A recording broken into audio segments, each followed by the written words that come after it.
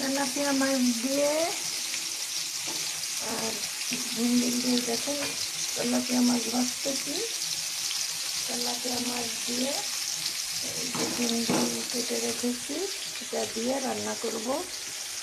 এই যে আলু কেটে রেখেছি, যে আলু কেটে রেখেছি, এই যে ঝিঙ্গুল, এগুলি দিয়ে এই মাছ দিয়ে রান্না করব, ঝোল রান্না করব।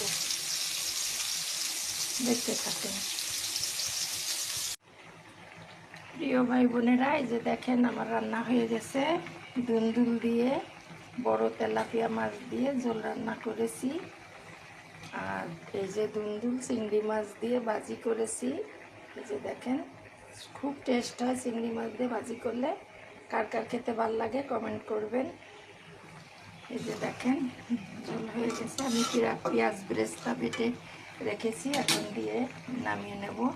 এই যে দিয়ে দিচ্ছি পেঁয়াজ বেরেস্তা এই যে দিয়ে দিচ্ছি। হয়ে গেছে আমার। এখন আমি ঝোলটা হয়ে গেছে, আমি নামিয়ে নেব। ভালো লাগলে লাইক শেয়ার কমেন্ট করবেন। আল্লাহ হাফেজ।